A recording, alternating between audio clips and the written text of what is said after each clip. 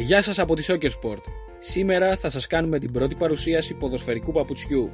Θα σας δείξουμε το Adidas Ace Tango 17,3 στην έκδοση χάρας.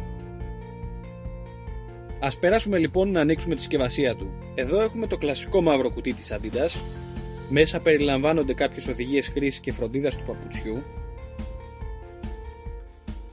Βλέπουμε την εξωτερική πλευρά του παπουτσιού, έχει ένα ιδιαίτερο μοντέρνο design σε χρώμα λευκό με μαύρο και τις τρεις χαρακτηριστικές ρίγες της Adidas σε κίτρινο χρώμα.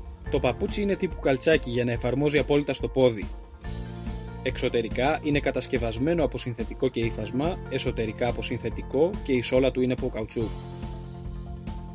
Η σχάρα του είναι μεσαίας κατηγορίας, αλλά έχει πολύ καλή κατασκευή για καλή πρόσφυση. Το παπούτσι ενδείκνυται για χρήση σε τεχνητό χλωοτάπητα και σκληρές επιφάνειες. Το συγκεκριμένο που θα φορέσουμε σε λίγο είναι σε 45 και 1 τρίτο νούμερο και το βάρος του είναι 320 γραμμάρια. Το δοκιμάσαμε και στο γήπεδο και διαπιστώσαμε ότι το πάτημά του είναι σχετικά σκληρό, αλλά δίνει ωραία αίσθηση επαφής με την μπάλα και η σχάρα του είναι όντως ποιοτικά καλή και έχει καλή πρόσφυση σε τεχνητό χλωοτάπητα.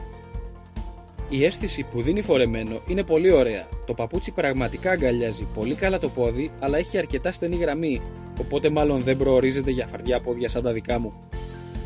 Συμπεραίνοντας, πιστεύουμε ότι το συγκεκριμένο παπούτσι στην κατηγορία του έχει πολύ καλή ποιότητα κατασκευής, ωραίο και μοντέρνο design, καλή αίσθηση στο πόδι και η σχέση ποιότητας-τιμής είναι αρκετά καλή. Θα το βρείτε στα καταστήματα Λιανικής στην αρχική τιμή των 79,95 €.